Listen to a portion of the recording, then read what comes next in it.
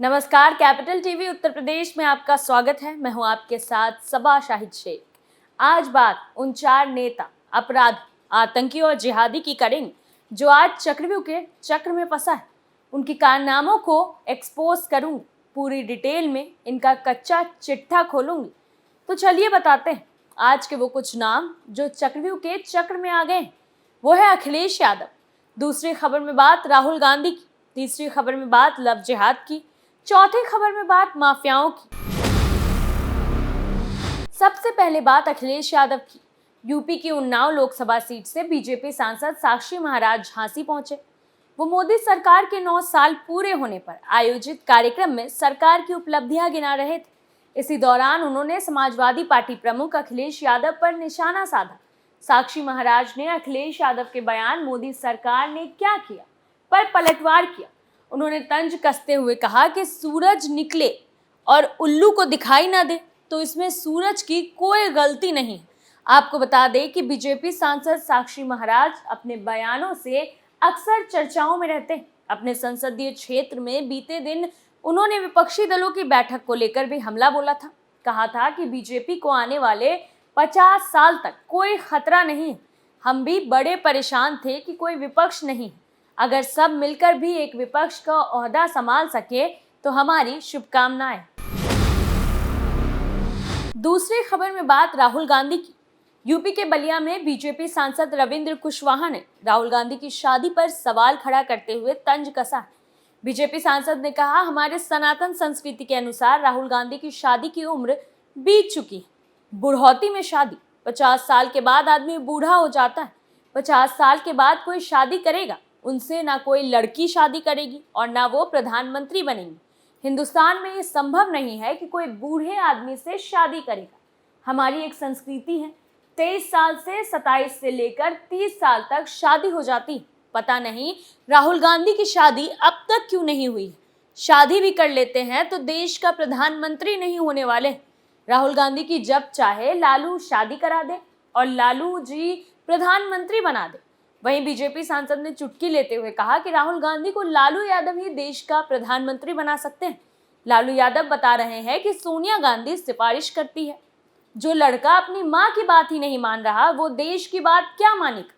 सलेमपुर संसदीय क्षेत्र से बीजेपी के सांसद ने कहा कि हम लोग क्यों सिफारिश करें, हम लोग की क्या जरूरत है कि एक बुजुर्ग आदमी से एक लड़की की शादी कराकर उसकी जिंदगी बर्बाद कर दे। आपको बता दें कि पटना में हुई विपक्षी दलों की बैठक के दौरान राष्ट्रीय जनता दल के प्रमुख लालू प्रसाद ने अपने चिरपरिचित मजाकिया अंदाज में कांग्रेस के पूर्व अध्यक्ष राहुल गांधी से कहा कि आप शादी करिए, हम लोग बाराती चले।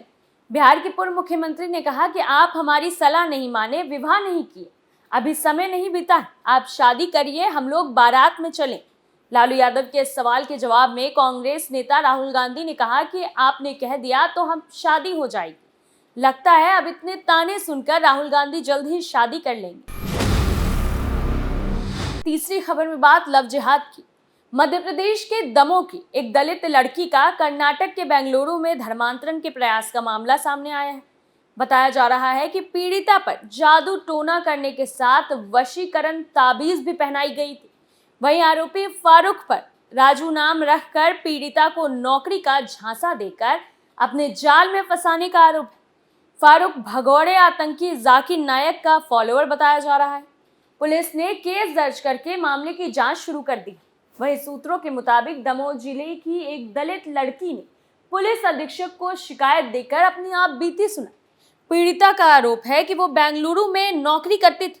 1.5 साल पहले उन्हें एक गारमेंट फैक्ट्री में ये नौकरी कौशल विकास योजना के तहत मिली थी। इस दौरान पीड़िता को वहीं काम करने वाला फारूक नाम का एक लड़का मिला। फारूक ने अपना परिचय राजू के तौर पर दिया था। कुछ दिनों की बातचीत के बाद फारूक लड़की को अपने प्रेम जाल में फंसाने में सफल रहा। फारूक उस फैक्ट्री में 4 सालों से काम कर रहा था। वो पीड़िता के आगे पूजा पाठ करता था और साथ में मंदिर भी जाता था। लड़की का कहना है कि इन हरकतों से उसे कभी राजू के मुस्लिम होने का शक नहीं हुआ। बीच बीच में राजू बने फारूक ने पीड़िता को शादी का झांसा देकर शारीरिक संबंध भी बना। कुछ दिनों बाद एक बार फारूक घर में चिकन बिरयानी लेकर आया। उसने लड़की को प्यार का वास्ता देकर पहली बार मांसाहार करवाया। इस घटना के बाद लड़की ने राजू पर नजर रखना शुरू किया और थोड़े ही समय में पता लगा लिया कि वो असल में राजू नहीं बल्कि फारूक है। आपको बता दें कि लड़की का आरोप है कि फारूक की सच्चाई सामने आने के बाद वो दूरी बनाने लगी। जब फारूक को इसकी भनक लगी तो उसने पीड़िता के तमाम कागजात हड़प लिए, जिसमें क्रेडिट कार्ड भी शामिल था। लड़की को 2 महीने से ज्यादा एक कमरे में बंधक बनाकर रखा गया। इस दौरान उसे सिर्फ फैक्ट्री तक जाने की परमिशन थी और इस पूरे समय फारूक लड़की के साथ ही रहता था। बीच में एक बार पीड़िता के खाते से 40,000 रुपये भी आरोपी ने अपने अकाउंट में डलवा ली। शिकायत में आगे बताया गया है कि थोड़े समय के बाद फारूक पीड़िता पर धर्म परिवर्तन करके इस्लाम कबूलने का दबाव बनाने लगा। ऐसा न करने पर वो लड़की को जान से मारने की धमकियां भी देता था। पीड़िता को प्रताड़ित करने के लिए उसने 5 महीने की सैलरी भी हड़प ली। लड़की का कहना है कि इस बीच उसका शारीरिक और मानसिक शोषण होता रहा, जिससे वो निकलने के बारे में सोचती रही। आखिरकार एक दिन उसने फारूक से प्यार करने का नाटक किया और निकाह के लिए अपने घर वालों को भी तैयार करने का भरोसा दिलाया। घर वालों को निकाह के लिए मनाने के बहाने लेकर पीड़िता बेंगलुरु से अपने घर दमोह आ गई।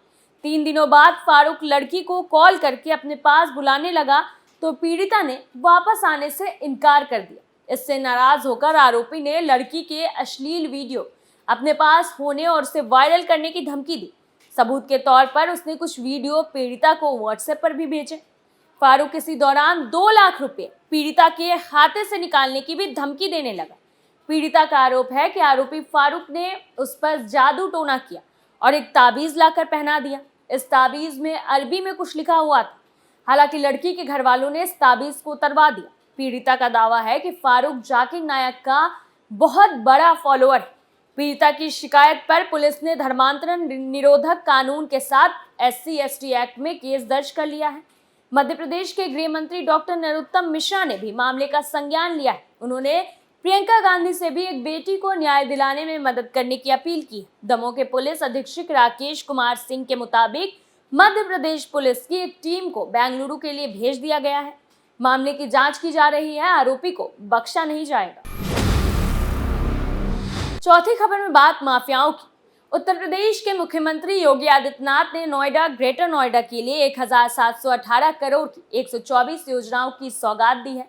इसमें सबसे अहम परतला गोल चक्कर पर बना फ्लाईओवर है। इसके अलावा मुख्यमंत्री ने 123 अन्य परियोजनाओं का भी शुभारंभ किया। इसके बाद सीएम योगी नोएडा स्टेडियम पहुंचे, जहां उन्होंने एक सभा को संबोधित किया। इस मौके पर सीएम ने 48 साल पहले कांग्रेस के थोपे गए आपातकाल की चर्चा की। कहा कि कांग्रेस ने लोकतंत्र का गला घोटने और लोकतंत्र की हत्या का प्रयास किया था, क्योंकि इस आपातकाल का रामनाथ गोयनका ने मुखर विरोध किया था। इसलिए आज उनके नाम से एक सड़क का लोकार्पण किया जा रहा है। उन्होंने देश के लोकतंत्र सेनानियों को नमन करते हुए कहा कि लोकतंत्र पर जब संकट आया तो जयप्रकाश नारायण के नेतृत्व में अटल आडवाणी जी थे और सभी ने एक मंच पर आकर लोकतंत्र को बचाने का काम किया था। लेकिन आज जेपी और लोहिया के नाम पर कुछ लोग राजनीति कर रहे हैं। मुख्यमंत्री ने इस मौके पर बीजेपी के नेतृत्व वाली केंद्र सरकार की 9 साल की उपलब्धियों की चर्चा की। कहा कि प्रधानमंत्री मोदी के नेतृत्व देश तेजी से आगे बढ़ रहा है। इन्हीं उपलब्धियों के दम पर 2024 में भी बीजेपी की सरकार बनेगी। उन्होंने कहा कि पहले लोग नोएडा आने में संकोच करते थे, यहाँ के बजाय लोग दिल्ली में रहना पसंद करते थे, क्योंकि यहाँ व्यवस्था अच्छी नहीं थी। पिछले 6 साल में स्थिति काफी बदली है। आज इन परियोजनाओं का लोकार्पण और ग्रेटर नोएडा में एक रोबोटिक मैन्युफैक्चरिंग का उद्घाटन हो रहा है। साथ ही सीएम योगी ने नोएडा में बदले मौसम पर टिप्पणी करते हुए कहा कि जैसे यहाँ माफिया ठंडे हो गए, वैसे ही मौसम भी ठंडा हो गया है। कहा कि हमारे पास काशी भी है और अयोध्या भी, नोएडा भी हमारे पास। अब तो पूरी दुनिया में जहाँ कहीं भी सनातनी है। जब जनवरी 2024 में भगवान राम के मंदिर के बनने का इंतजार कर रहे हैं। उन्होंने कहा कि दुनिया में देश का इकबाल बुलंद हुआ है। अभी अमेरिका में मोदी जी का भव्य स्वागत हुआ। G20 की मेजबानी भारत कर रहा है। एक नए और खुशहाल भारत के रूप में दुनिया की 5वीं अर्थव्यवस्था बन गया। हम फ्री में वैक्सीन और 80 करोड़ लोगों को सेवा 3 साल से राशन दे रहे हैं। फिलहाल के लिए चक्रव्यूह में मेरे साथ इतना ही। कल फिर कौन किसके चंगुल में फंसेगा, नए मुद्दों के साथ फिर पेश होंगे। आप बने रहिए कैपिटल टीवी उत्तर प्रदेश के साथ और मुझे सबा शाहिद शेख को इजाजत दीजिए। नमस्कार।